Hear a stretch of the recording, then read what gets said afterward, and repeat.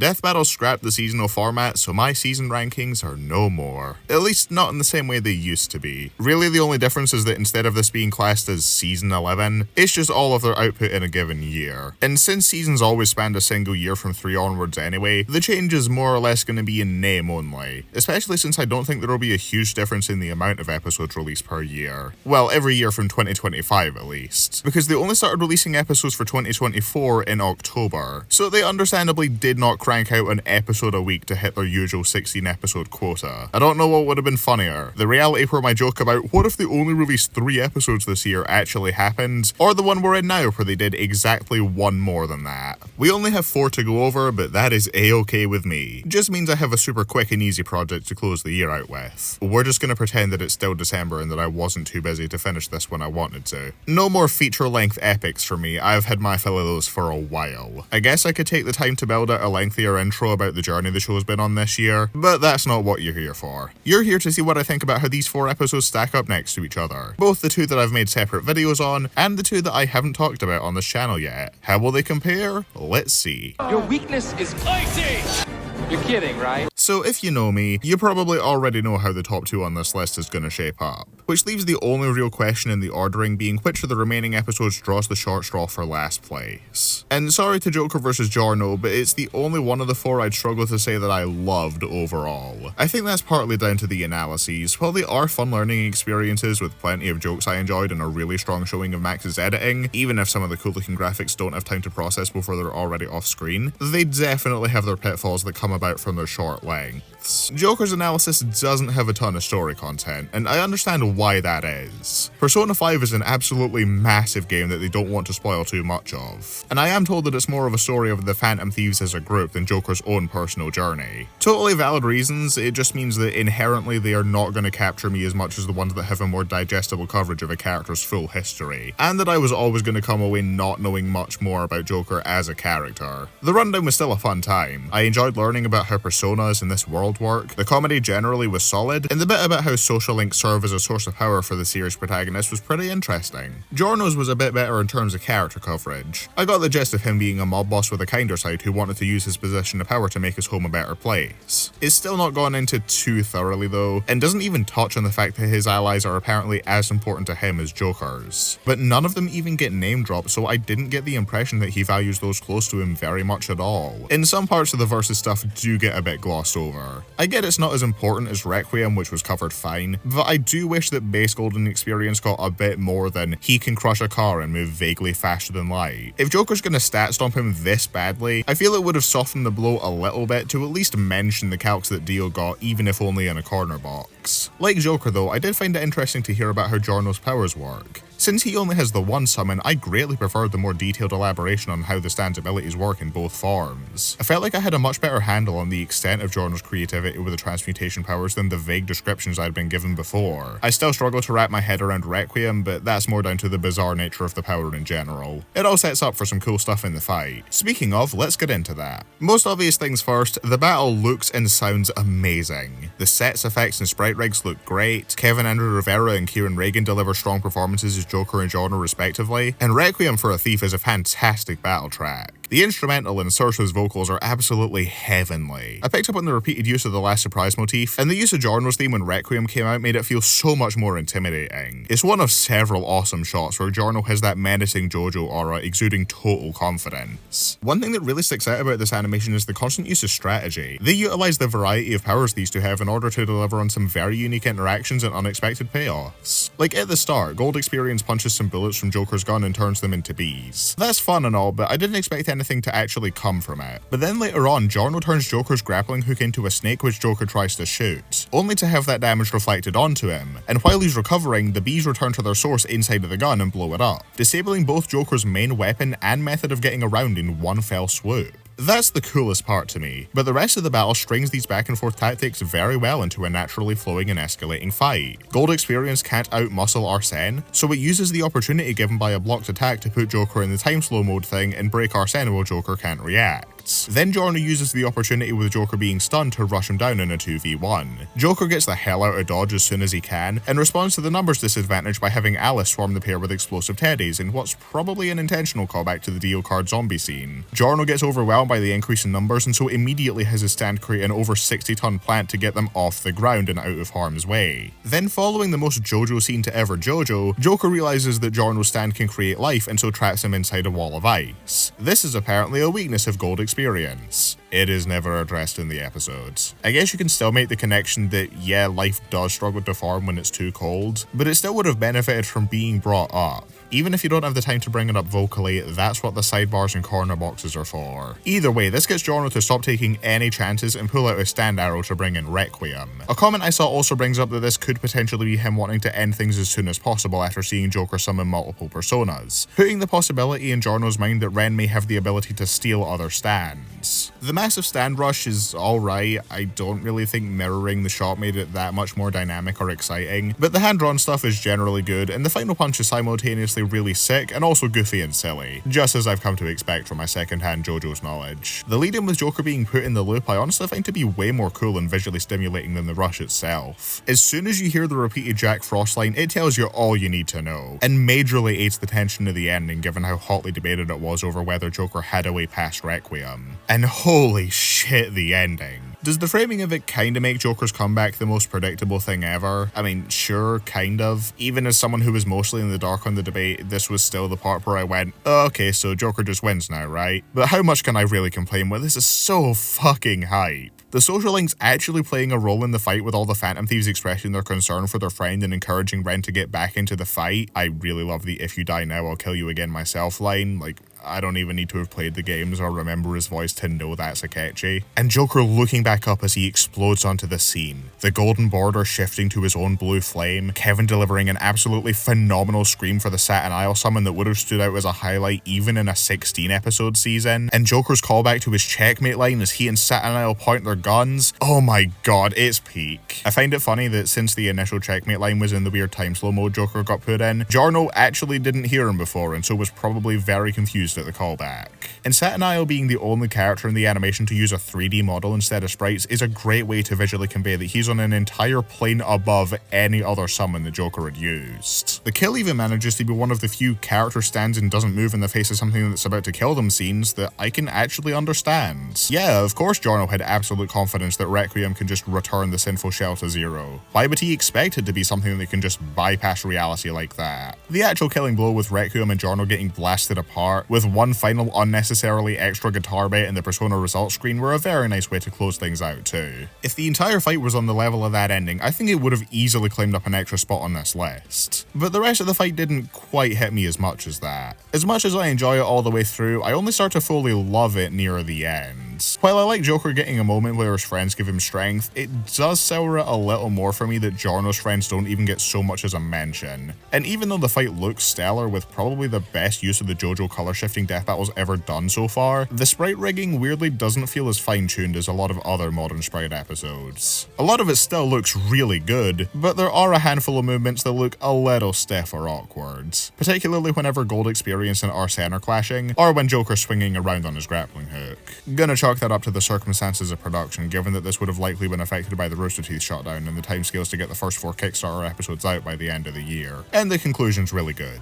Joker was always going to win the stats game, so it was just a question of whether he could bypass return to zero, which they put forward a convincing case that he could, at least to an outsider like me. I find it extremely funny that for as much Requiem glazing as I've heard over the years, not once has anyone ever brought up this instance where it just very blatantly loses to Heaven Ascension Dio. Or that it apparently only had one appearance in the canon series. That is still very weird to find out. Even though I hope the categorization is not something that gets used for every single episode when they're not needed, I really like how this one was done. Joker takes everything against base Giorno immediately with no explanation needed, which also made for a funny visual. Then Requiem is able to slowly reclaim some of the categories, but ultimately falls just short when Joker's trump cards are brought up as hard counters. Good stuff, it's almost like they tell a story with how the results are structured. This is a good episode. Goes without saying, but it blows every every other last place spot on any of my season rankings out of the water. I'm still more impressed with Phoenix vs. Raven holding that title though, since going 16 episodes without a miss is obviously more remarkable than 4. Wait, actually Wiz says that's right, Boomstick, I might need to bump this up a spot. Not any higher than that though. The bar for the other two is just way too high for me to do that, even for the sake of the bit.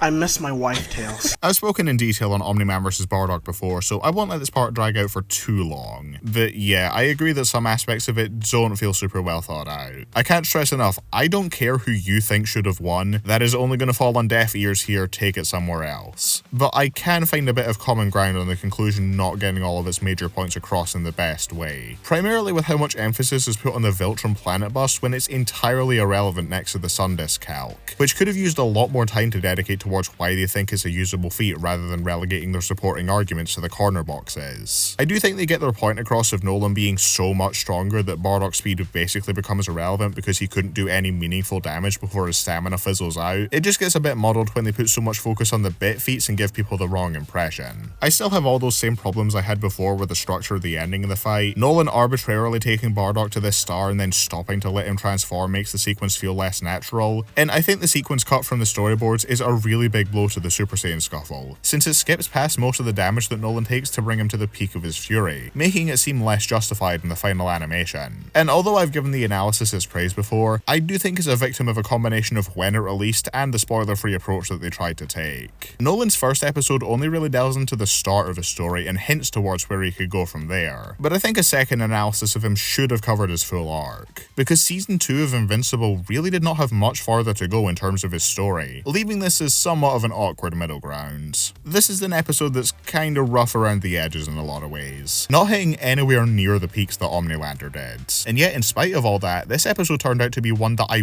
really liked. In spite of the kind of rough hand that they're given with Nolan where I can tell that they're having to hold out on spoilers, I still like his analysis and think they handled it about as well as they could have without feeling like it's repeating already covered ground too much, particularly with the much more detailed stats they give compared to versus Homelander. Love how they use his speed feat being a possible lowball because of his self-reflection to lead into his development. That's such a smooth transition. And Bardock's is even better in my opinion, feeling so fresh among other Dragon Ball rundowns. The way they covered Super Saiyan and how his attaining of it paralleled Goku's was a highlight for me. I can't believe they made something as widely hated as episode of Bardock sound cool. Both sections also boast plenty of jokes I enjoyed, and some of the sickest, most visually striking edits across the series. Top-notch work from DJ and Max there. Then the fight, while far from the most elaborate or complex out there, still manages to nail what it sets out to do. We have a simple setup that works, exciting aerial fistfighting with some key blasts thrown in there, a really sick kill that doesn't go too overboard, plenty of solid dialogue exchanges, and a fight dynamic that lines up with the conclusion super well. They say that Bardock is faster and Nolan is stronger, so Bardock's the one to land the most hits, while Nolan's able to withstand attacks much better and hit back much harder whenever he gets his hands on him, even using his greater experience to come up with a strategy of tossing the pod to keep Bardock stationary for long enough to leave him vulnerable. Bardock is only able to close that gap when he transforms, making them feel like a much bigger deal than in arguably most other Dragon Ball death battles. Great Ape shrinks the stat gap and overwhelms Nolan with how much faster he becomes, but because he can't think as clearly, he doesn't realize to press that advantage, and so he gets the tables turned back around on him when he switches to try and overpower Nolan. And then Super Saiyan's when Bardock can actually start drawing blood, but he can only last for so long. I really like how it's all written. Plus the transformation scenes are awesome, Great Ape especially. And while the dialogue doesn't hit anywhere near even the weakest lines from our previous Omni-Man fight, I still like pretty much every line here. Well, besides the unintentionally funny fuck at the end, could take or leave that. But everything before that when Nolan's looking down on Bardock, so Bardock pushes back and gives him the fight of his life, using his last breath to ensure he remembers the name of the species that pushed him to his breaking point, it's all very solid, with Cameron Nicard and Tom Schalk selling each and every delivery.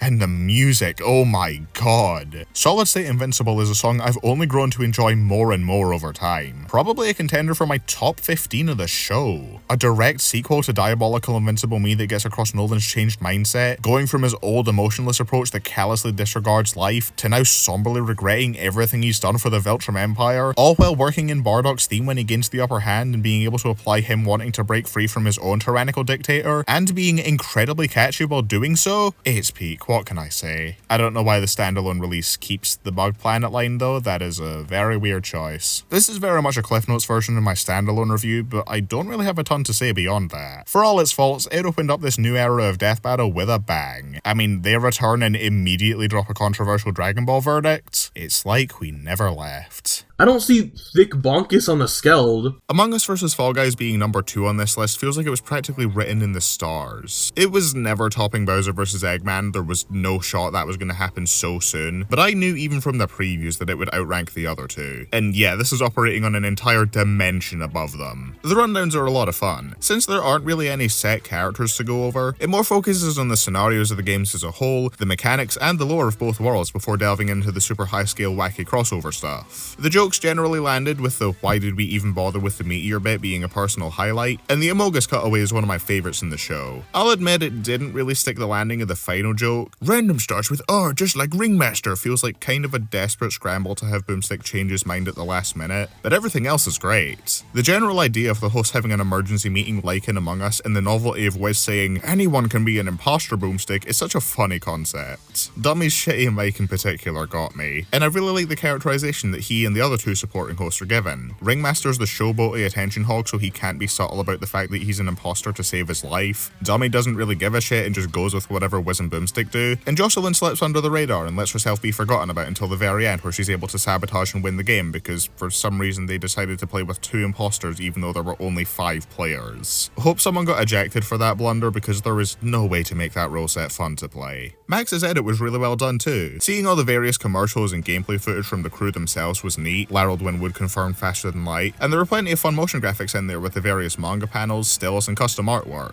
All in all a good time with a special unique intro and the novelty of showing all the brain rot memes in a way that will stop me from ever seeing Wings of Iron the same way again. And then there's the animation, which opens with a scene done by Fortnite Winwood himself. Seeing Larry's name in the credits was such a surreal feeling. It's been very cool to see his growth and improvement as an animator to where he finally worked his way up to getting on the Death Battle team alongside Max and DJ. I'm very lucky to know such wonderfully talented people, and seeing them get hired by the show that helped bring our friend group together has been more cathartic than you could possibly imagine. For Larry's first episode to be the match that he was the one to kickstart within the community is just the icing on the cake. So hey, how about we talk about how that fight turned out? So we start with a sequence on board the Skeld. Not much really happens here, but I do still really like this opening bit for how much character it's able to cram into the shot of the reactor going off. All the beans have different reactions, the Fall Guy doesn't know how to handle coming across a dead body, and then everyone's ejected straight into the Fall Guy's obstacle course. I think if I can levy any criticism towards the animation, is that I think this transition is a little bit clunky. The reactor countdown reaches 0, but we also hear the emergency meeting alarm go off, so that's sending mixed signals. And then everyone getting ejected is another really cool and characterful shot with some wonderful hand-drawn stuff, but it also feels like it comes completely out of nowhere since that's not how meetings or imposter victories in the game work.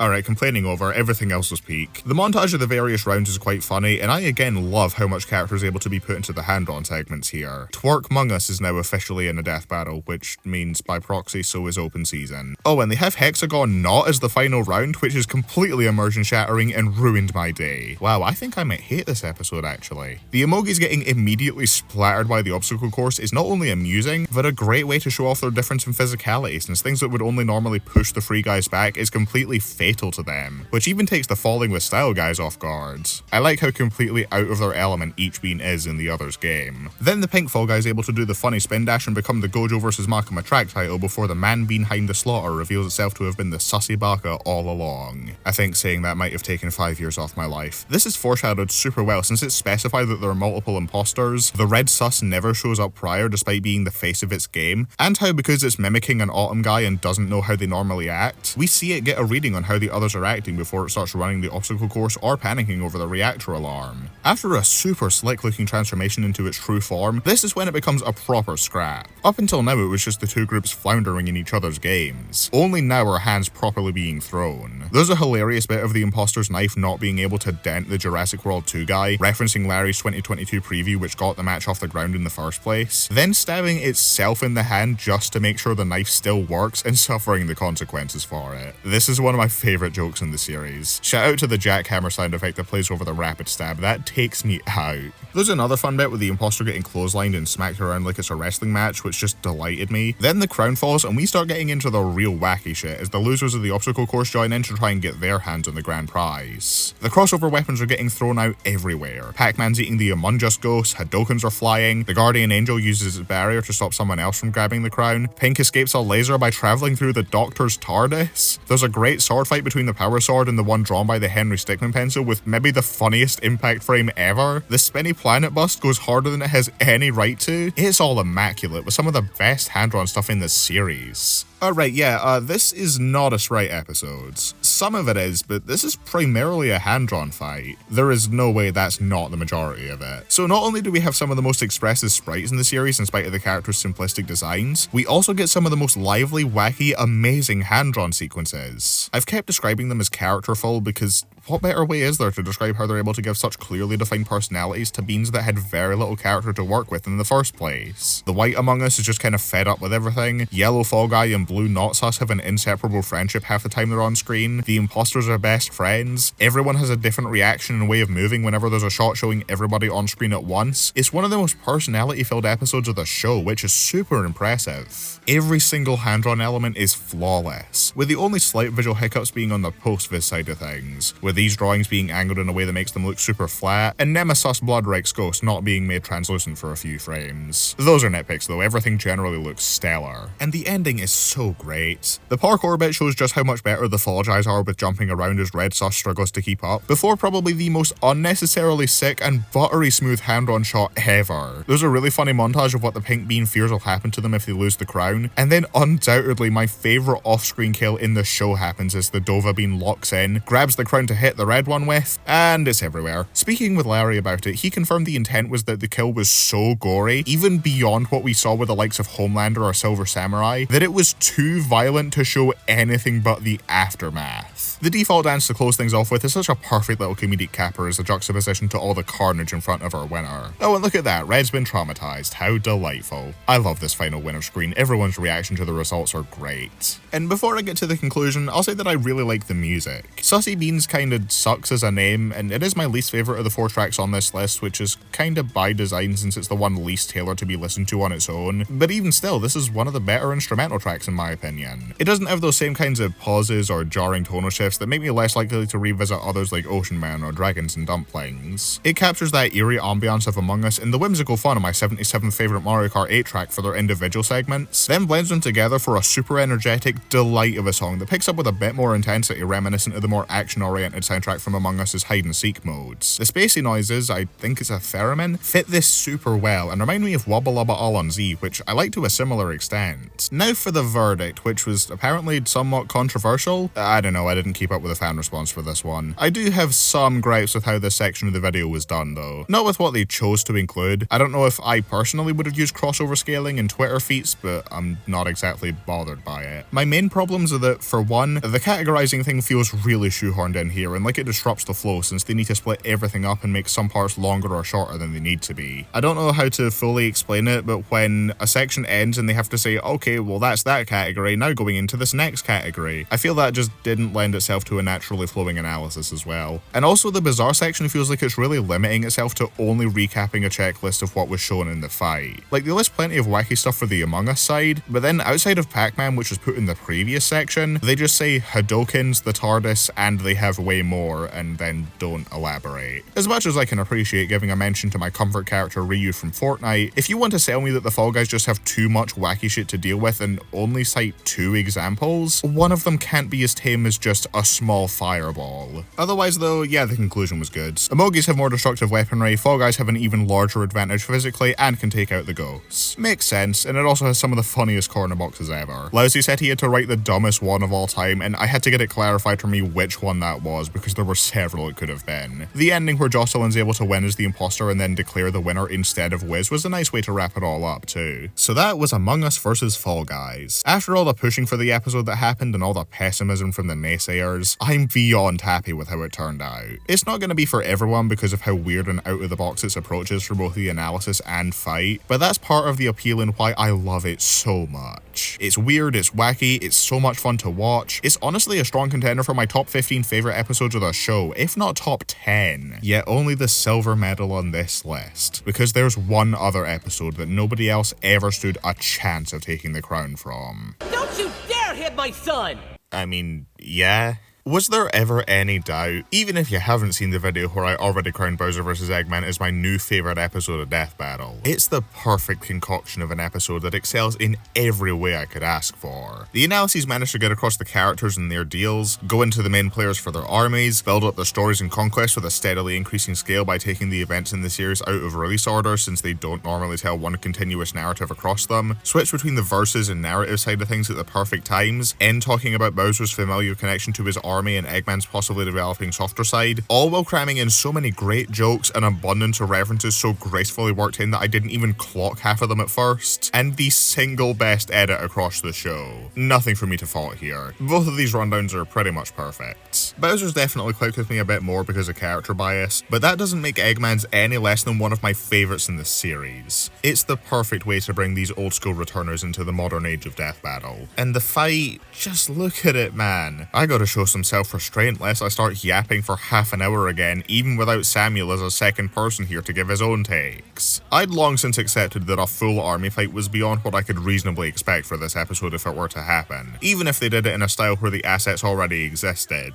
Then in comes Morrow doing it in a style where he has to draw everything from scratch, and then still makes it a significantly longer animation than average. It's such a large undertaking, and I'm beyond shocked that it never caused the quality to dip at any point. Everything in the first half of the fight that focuses on the actual army battle is perfectly chaotic, particularly the Phantom Ruby scramble and those insanely clean Metal Sonic rotating shots. And even once it shifts to focus on Bowser, Eggman and his kids directly, there's hardly ever a shortage of things going on in the background. It's not like you'd be inclined to notice if there weren't though, when the main focal points of the shot go harder than any other Death Battle has gone before. Fury Bowser gets my favourite transformation on the show, the Kaiju Punch with the lightning strike in the background is probably my favourite shot in the show, Neo Metal laying out Junior which sets Bowser off enough to power up with a Grand Star before atomizing Metal, and the entire Egg Fleet is my favourite overall sequence in the show. Are you starting to understand that this is my favourite Death Battle episode of all time? Bowser vs Eggman excels at everything it sets out to do, and even at some things it doesn't set out to do.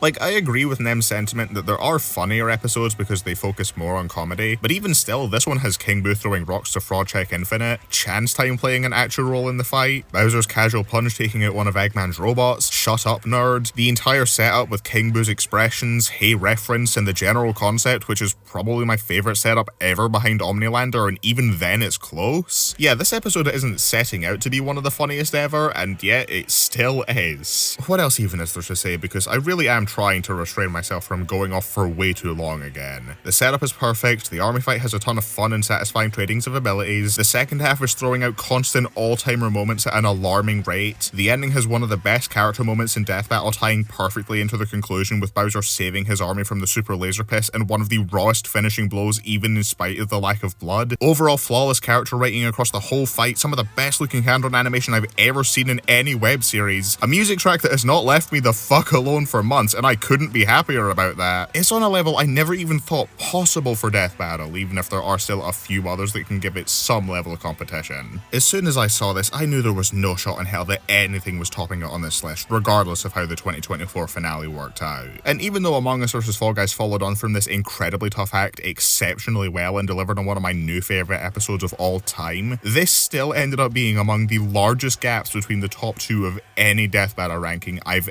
ever made. Longtime viewers of the channel may remember how I used to prop up Snake vs Sam as my all-time favourite episodes, how I didn't think it was likely for it to ever be topped, and how big it was for me when some episodes did finally end up managing. Bowser vs Eggman completely eclipses Snake vs. Sam. It's not even a contest. Also, even beyond this being my favourite episode, and also a perfect way to ring in the new year with my friends by syncing it up to where Eggman hit the question block at the stroke of midnight, it is so cathartic to have a new Mario vs. Sonic fight that fixes all the problems that I and everyone else has with the 100th episodes. I still like that one just fine because of those few exceptional elements, but I also agree that the characterization is kinda bad on both ends, and the use of blood just makes it feel like an edgy Darkly parody at points. Bowser vs. Eggman doesn't fall into either trapping. It feels like it gets everybody right, even the characters who only got brief bits of screen time, and the lack of blood or gore makes it feel that much more faithful to these two series. This really is an outstanding, once-in-a-blue-moon showing for Death Battle. Will they ever top it? I'd be surprised if they could, though I also said the same thing about Bill vs. Discord at the end of my Season 10 ranking, and then look what happened 3 episodes later. Overall, this is a stellar batch of episodes, though obviously not directly comparable to any full-on season. After all the uncertainty that happened earlier in the year over Rooster Teeth's closure, and that final Wiz vs. Boomstick cast that my friends and I watched together and then just kind of sat in silence for a bit afterwards, to the Kickstarter smashing their goal in 22 minutes and spending the next month hitting stretch goal after stretch goal, setting them up for the next 2 years at least, to things getting back up and running in 2024's final quarter with 4 banger episodes, it's been a wild year, but ultimately one that went from it being more Jover than it's ever been, to more fucking back than we've ever been. Before I close out, here's a tier list showing how I think these 4 episodes compare to Season 10, and just for fun, here's another one with every single episode of the Modern Era from Season 8 onwards. Many of them I haven't seen in a while though, so take the overall ordering with a grain of salt. I can't wait to see what the rest of 2025 has in store for Death Battle. The Kickstarter lineup looks promising, and hopefully there will be some surprises in there to keep things even more interesting. Even though I won't be reviewing every episode in its own video from here on out, I still plan to talk about some, and of course I'm going to keep the annual rankings going for as long as I can. So hopefully you stick around for those, and the various non-Death Battle videos I got planned for the rest of the year. Thanks for watching, I hope you got something out of it, see you around.